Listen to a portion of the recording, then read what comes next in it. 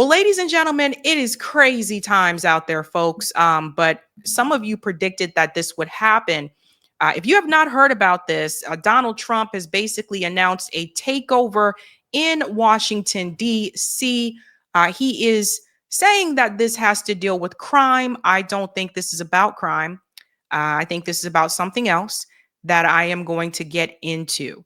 But people are protesting against it. Of course, you can see here happening now, thousands of protesters gather in D.C. in Trump's takeover of the city, chanting, "Free D.C., he can't take it." Let's check this out. Free D.C., free D.C., free D.C., free D.C.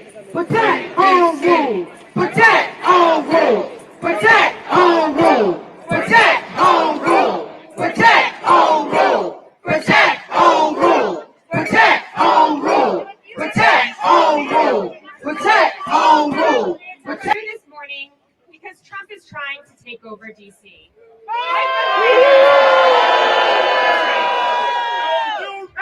He's having a press conference and he wants to assert more of his authority over D.C. And we are here to say he can't have it. Stay with me. He can't have it. He can't have it. Trump can't have it. Trump can't have it. D.C. is our home. D.C. is our home. We are just some of the hundreds of thousands of people who live here in D.C. Yeah. So this news, I think, really shook some people the other day, what Donald Trump has decided to do here in D.C. But I think that people are looking at this from a different lens than I am. Now, earlier this morning, I was on Jamal Thomas's show and we were talking about this. And there was an article. I saw the article after I was on his show. Someone sent me an article and I went through it and I said, oh, my gosh, that's what this is really about. This isn't really about crime. Right. And you'll see that when I show you the top cities that have the highest crime rate. Nevertheless, he moved forward with bringing in the National Guard, announced that he was going to take over the police in Washington, D.C. It's crazy times. People have to understand how D.C. operates. D.C., of course, is not a state. They have a mayor, but because it's not a state, it doesn't have a governor. Even some of the rules that they want to implement in D.C. has to be approved by Congress. It's kind of crazy when you think about it for those of us that don't live in D.C. because we have governors and there is a process and we take care of those things locally and Congress is not involved. The announcement came just the other day. People are losing their cool, folks. Check it out. President Trump declaring a public safety emergency, saying he's activated 800 National Guard members in the nation's capital and has now placed the D.C. Police Department under federal control, saying that Attorney General Pam Bondi will, quote, take command. This takeover is happening as the president says that crime in the city is out of control, despite officials saying that certain crimes in the city have hit a 30-year low. Watch this. I'm announcing a historic action to rescue our nation's capital from crime, bloodshed, bedlam, and squalor, and worse. If necessary, we're going to move service members directly to joining the Guardsmen, and that'll take place very rapidly. Pause here for a second. Who do you think is going to be targeted? Let's do, you don't have to do math for this, but just imagine, who do you think is going to be the primary targets? When I heard this announcement, I was greatly concerned about the homeless population, people who have nowhere to go. The police often come after them anyway. I also thought about, of course, Black communities in D.C. Now, there is gentrification that has happened in D.C., but still, I just want people to think about that for a second. Who do you think they're going to go after? I actually have a video showing you that already happening. Let's continue on a little bit here. CNN's Brian Todd is closely following this story for us. So, Brian, take us through President Trump's order and what else he's threatening, because he says he might activate the military.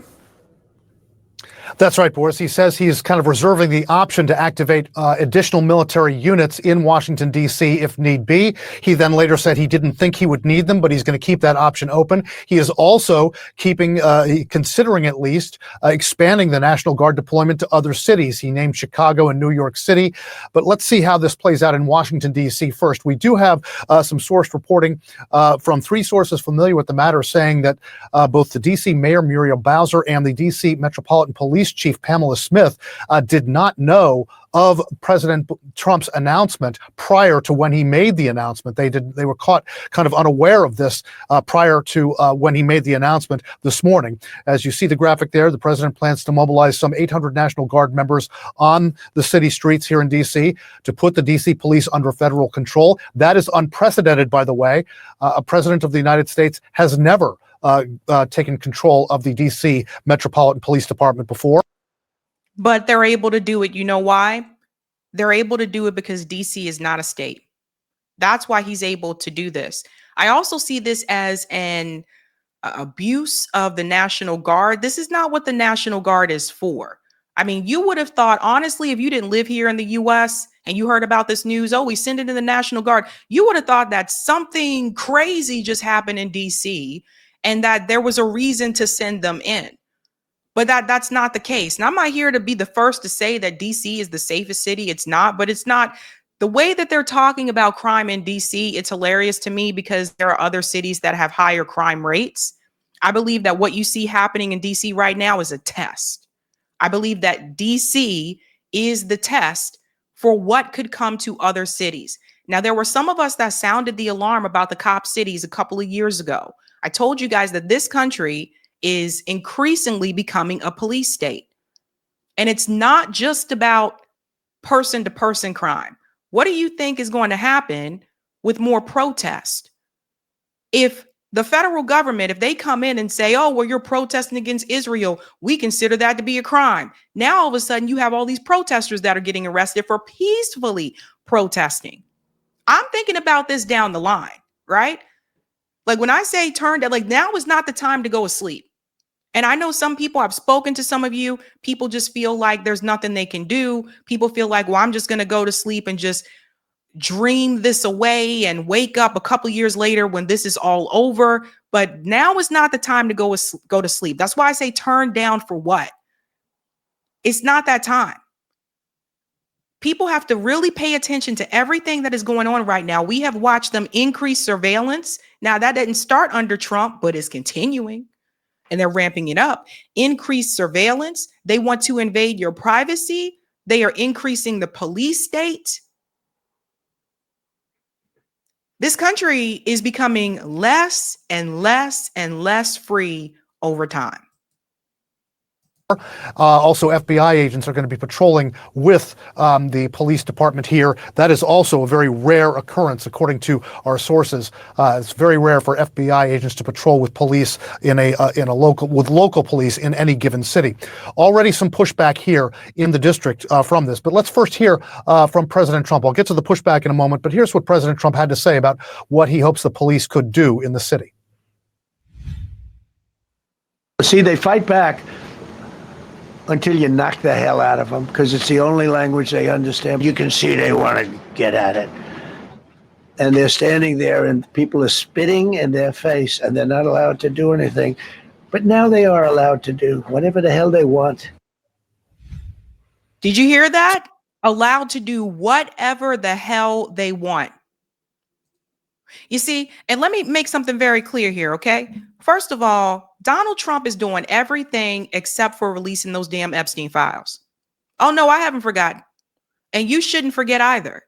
He is doing everything. I do feel like I said before, like every time people keep bringing up the Epstein files, it's, oh, let's give a $50 million bond for Maduro. Oh, let's bring in the police in DC and let's just take over DC. Oh, this, oh, that. Everything except for releasing those damn Epstein files. And DC is the test. But it's not just a test of, oh, let's bring the National Guard to combat crime. That's not what this is about. In fact, the numbers show, the data shows that crime has decreased in DC. He also brought up Baltimore. I have something to show you about Baltimore as well. My family is from Baltimore. Baltimore crime has also decreased. Those aren't even the top cities with crimes in the country right now. Now, Donald Trump knows that, but he has to convince his base. He has to tell them, oh, those numbers are wrong, so that they'll agree to go along with this. Crazy stuff, ladies and gents. The president promising a very tough crackdown on crime here in D.C. And again, we mentioned some pushback to this. The D.C. Attorney General, Brian Schwab, has issued this statement, quote, "The administration's actions are unprecedented, unnecessary, and unlawful. There is no crime emergency in the District of Columbia. Violent crime in D.C. reached historic 30-year lows last year and is down another 26% so far this year. We are considering all of our options and will do what's necessary to protect the rights and safety of district residents." Attorney General Schwab is correct there when he says that crime is down in D.C. According to the D.C. Metropolitan Police, violent crime is down 26%, assaults with a dangerous weapon down 20%, robberies down 29%, and crime overall is at historic lows in this city, Boris. We also got some pushback from council member Charles Allen of the D.C. City Council saying this is doing this under the guise of public safety is, quote, wrong. It's an extreme, outrageous, and dangerous move for the city. Exactly. Especially when I don't think this is what this is really all about. I want to show you they're already doing it. Meanwhile, in Washington, D.C., when I told you, who do you think they are going to target? Watch this. How y'all doing today? Y'all staying in that trouble? You got your ID on you, Chip? No, I live right here. Okay, cool. It's a cigarette. Did y'all get a call or something right here? No, so we're doing checks, keeping everybody safe down here, right? Have you heard of the federal surge that Donald Trump's putting out? No. Right. You don't follow like Code 3, anything like that people are putting up. All right, so yeah, Trump's got all federal agencies kind of coming together for 7 days and going out, trying to stop the violent crime, all kind of stuff. So we're out here contacting people, talking to them, right? Quality of life offenses, smoking, drinking in public, right? Can't happen outside, right? Most people know that. So notice he asked him, what are you smoking, right? What are you smoking, right? Now, I thought, and correct me if I'm wrong, I thought DC had decriminalized marijuana. I thought that was all good to go. I don't know. But he said he lives there. So you can't sit on the stoop and just chill with your friends. You're being approached by, this is what I mean by it's a police state, guys. That's what is happening here. This is insane. What's next? They're going to put people under a curfew? Contacting people, trying to advise them of the law so they learn, right? And then if there's other stuff going on where it turns into, there's multiple agencies of somebody, there's a shooting and things like that. So there's extra hands available, all right? So we're just out here trying to inform people and educate people. It's not like we're trying to just go grab people and ruin someone's life over a joint or something like that, all right? I only asked because when you walked up, at the moment you walked up, you only had eggs. Yeah, well, it smelled like the odor of marijuana, burnt marijuana in the air, right? And you're the only guy that had something lit in your hand, and I didn't flash right, so I didn't realize it was just a cigarette. So that's on me. I appreciate you understanding and not getting chippy. All right, so just know, right? Learn, teach, tell your boys, like, yo, everybody's out, from FBI to Park Police. So they go see so do your thing. Let them know. Don't be smoking outside. Don't be drinking outside. Because Donald Trump is tired of it. People coming to visit. I didn't know that. You didn't know smoking in public? Yeah, I didn't know that. Yeah, the recipe. Because in Maryland, there's recreational use, so I didn't know. Yeah, so DC, it's recreational use as well, right? But you can legally possess up to 2 ounces. You can gift an ounce to your boy, right? So if you had 2 ounces and he said he needed a zip, you can give him a zip, but you can't smoke outside. So now they coming after people for smoking outside. So now you can't smoke outside. What did I tell you? Who do you think that they were going to target? They're going up to black people. They're going into the black neighborhood saying, oh, what are you smoking? What happened to privacy? What happened to, your rights as an American in this country? So here we go. Now the weed thing, first of all, the marijuana thing shouldn't even be a topic anymore. A lot of states have legalized marijuana, including mine here in Massachusetts. He says, well, you're not supposed to be smoking it outside. Okay, seriously? So they're looking for any little thing. Nobody wants to live under this type of conditions. This is absolutely ridiculous. Now, they're not going to go to, the wealthier. They're not going to go to Georgetown. They're not going to go. There's politicians that live in Georgetown. They're not going to go to Georgetown and ask them, hey, what are you smoking? No, they're going to go to certain neighborhoods. And then there's this part. Benny Johnson came in, and here he is, not only, of course, agreeing with it because he's a Trump supporter, but also advocating for the displacement of people in DC. You got to believe that. Check this out. And if you are a proud patriot and you love this country and you wish for it to be reflected honorably to the peoples of Earth, then Washington, D.C. must be swept clean.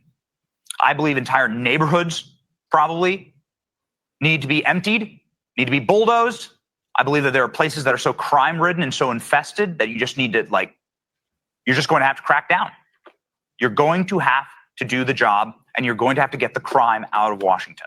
That's my personal experience. Don't believe the bullshit that you hear online from some reporters. Oh, crime's down in D.C. Well, my infant nearly died in a drug fire after mass shootings. So no, D.C. is not safe. And I can tell you this as a matter of fact, it is one of the worst, most racist narco states and welfare states imaginable. In that neighborhood that I would walk every single day, racial epithets were screamed at us.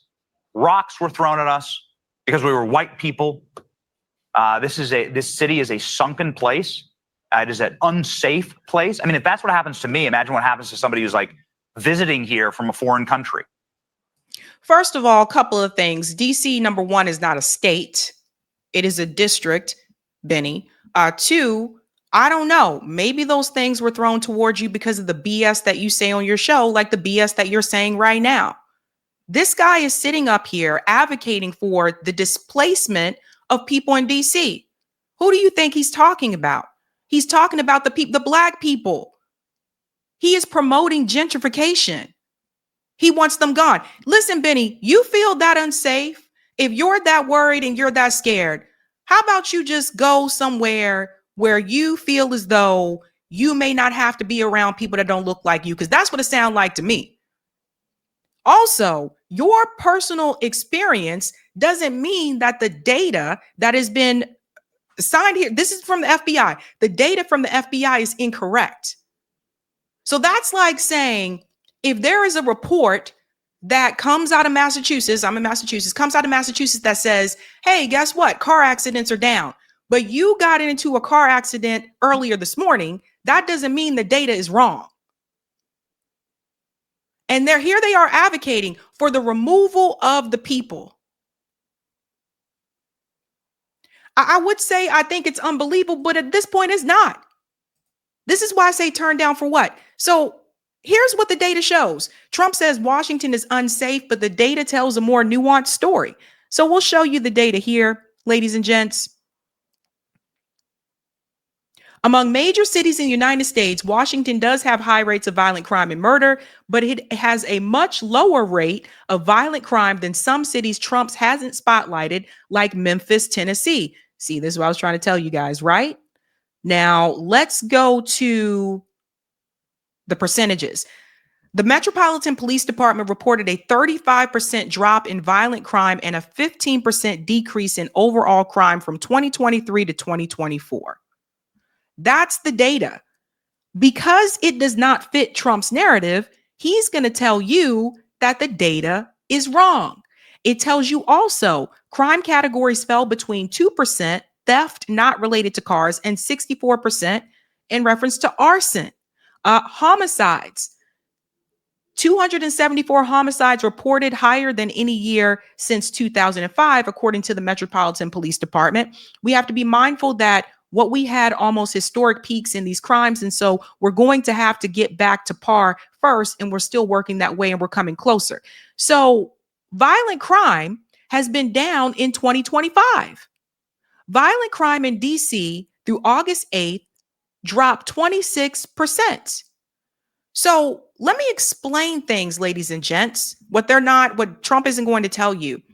Obviously, once we entered the pandemic and cities started to lock down, you were going to see a sharp decrease. So that was under Trump's administration. So he's using those numbers to say, look at what it was when I was president. Look at what it is now. We were also locked down. So everybody had lower crime rates. right?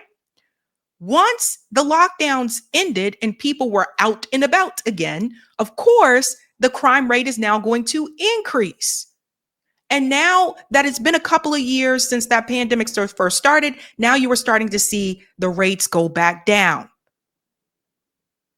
It's really common sense when you think about it, but it's frustrating to me is that people aren't even looking at the common sense, right? So look at this, the full list of America's most dangerous cities as Trump cracks down on DC. Let me go to this list because he wants you to believe it's DC and it's not, right? Trump only mentioned 2 of the following as potential federalization targets, Chicago and Baltimore. Number 1 is Memphis, Tennessee. Can I make it bigger so you guys can see? Number 1 is Memphis, Tennessee, not DC. 2 is Cleveland. 3 is Toledo, Ohio. 4 is Little Rock. 5 is Peoria, Illinois. 6 is Springfield, Illinois. 7 is Detroit. 8 is Akron, Ohio. 9 is Beaumont, Texas. 10 is Rockford, Illinois. Evansville, Indiana. Then 12 is Dayton, Ohio. 13, Nashville. 14, Winston-Salem. 15, Springfield, Missouri. 16, Chicago. 17, Salt Lake City. Even Salt Lake City is up here. 18, Springfield, Massachusetts. I can attest to that. 19, North Charleston, South Carolina. 20, Corpus Christi, Texas. 21, Tulsa, Oklahoma. 22, Albany, New York. 23, Buffalo, New York. 24, Kansas City, Missouri. 25, Shreveport, Louisiana. 26, Baltimore is all the way down here, 26. That's important. I'll get to that in a second. 27 is Houston, Texas. 28, New Haven, Connecticut. 29, Las Cruces, New Mexico. And 30, Lansing, Michigan. So this is not really about the crime. Now, again, this is why many of us, what you see happening with Donald Trump right now, this is why many of us were advocating for DC statehood so that DC could have more power, more control over its own city instead of the federal government having so much control over it. And you know who wanted that to not happen? That would have to be Joe Biden. Shout out to Professor Zinkus for this. Joe Biden killed DC's movement for self-governance when he pushed Congress to pass a bill overturning the DC City Council's criminal justice reform, setting the stage for what Donald Trump is doing right now with the National Guard. Does everybody remember this? Joe Biden sabotages Democrats' DC statehood dream. That was March 3rd, 2023. It's like I've continued to say, folks, Donald Trump basically, it's almost like the Democrats gave Donald Trump a stepping stool. And he continues to basically capitalize off of these things that the Democrats did. It's an absolute mess when you think about it. But it's not just about that.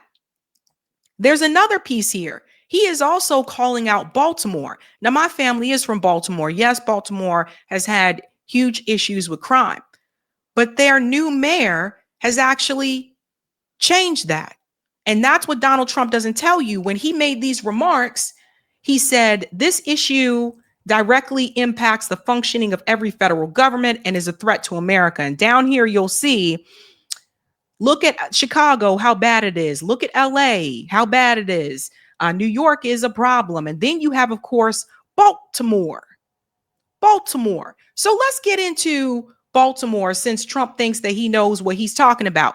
Baltimore Mayor Brandon Scott reduced his city's homicide rate by 62%, and nobody's talking about it. It hasn't been this low since 1978. You can see the graph here. Look at how low the homicide rate is now in Baltimore. That is significant, but Trump isn't going to tell you that, right? So we go on here and it says, here's some of the things that he did. He employed 5 measures to bring the murder rate down to its lowest since 1978. 1, comprehensive violence prevention plan. In 2021, he started the comprehensive violence prevention plan. What else did he do? Let's continue here.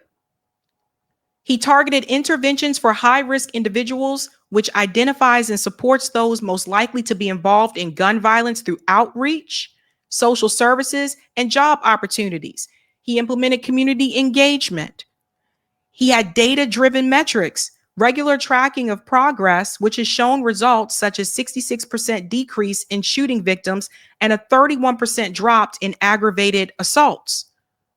4, Brandon Scott also implemented group violence reduction strategy, which focuses on group-related violence by gangs or crews by offering individuals a choice, accept social services and support to exit violent lifestyles, or face swift enforcement if they continue. Initially, it piloted in select districts. The program was expanded citywide in 2025. Goes on to say that Scott has publicly credited GVRS for ongoing crime reductions, noting its role in lowering homicides to levels not seen in 50 years by mid-2025. But this is who he mentioned. Also, he had a focus on youth and equitable development.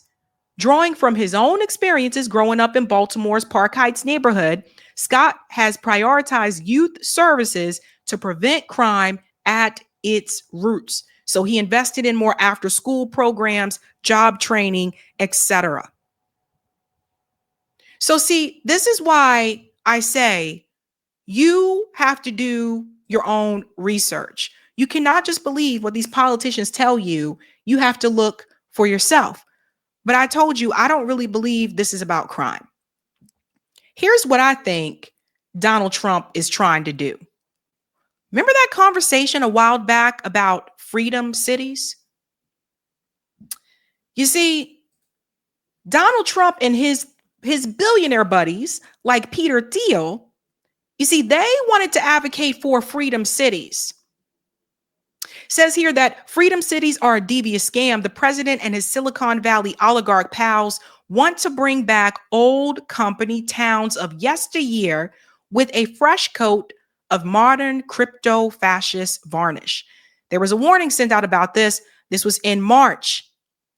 Tech bros love to repackage old ideas as innovation. We've all seen it, but their latest foray into disruption no one else wants, the so-called network state and its constellation of startup cities, deserves our attention. This notion has been embraced by Trump, who is re-Christian from freedom cities. In reality, the scheme is a techno-fascist vision of the future that's been quietly but persistently pushed and funded by billionaires such as Peter Thiel, Mark Andreessen, Brian Armstrong, and Sam Altman for years. Despite the shiny marketing materials for places like Prospera and California Forever, which make outlandish promises of futuristic utopias, the startup city as a concept is a modern ketamine-infused repackaging of something that flopped onto obsolescence long ago, the company town. Now, they give an example here, and I learned about this from the A. Philip Randolph book, where he talked about the Pullman car company. You see, back in the day, this was actually a thing. Back in the day, they had like these company towns, and Pullman cars were a part of that. The company town framework gained steam during the Industrial Revolution. Pullman, Illinois, is a notorious American example.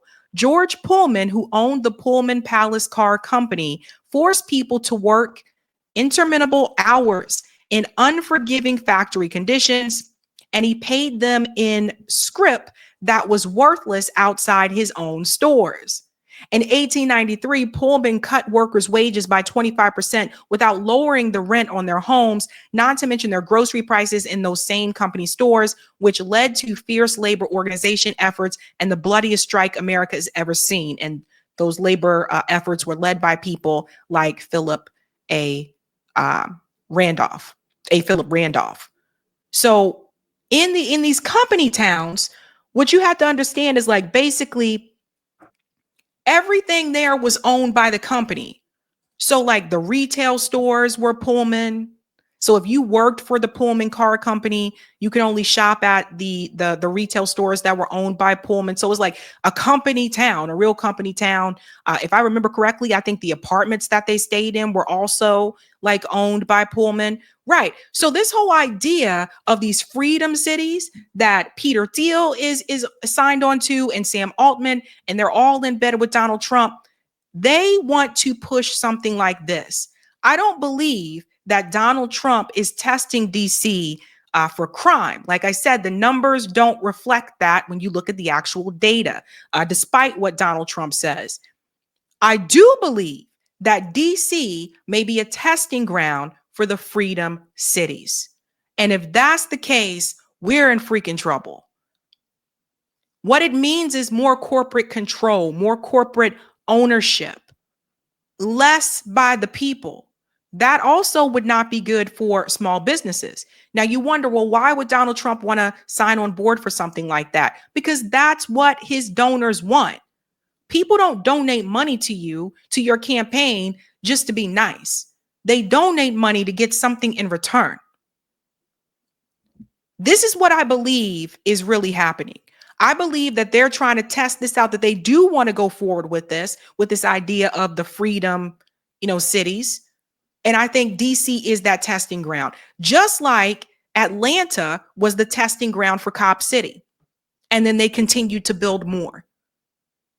It doesn't make sense when I show you the data of the cities, the top 30 cities that have the most person-to-person crime. DC isn't even on that list. So if it was really about crime, why not target Memphis, Tennessee, which is number one, which I don't think he should anyway. This is absolutely ridiculous and it's insane. But everybody better pay attention. Everybody, again, now is not the time to go to sleep. Turn down for what? Because all of these types of moves, all these billionaires and these corporations are making, that is going to affect your privacy, your security, and of course, your wallet. At the end of the day, it all comes down to money. Pay close attention. Hey guys, this was a Sabby clip. If you like what you saw, hit that like button and subscribe.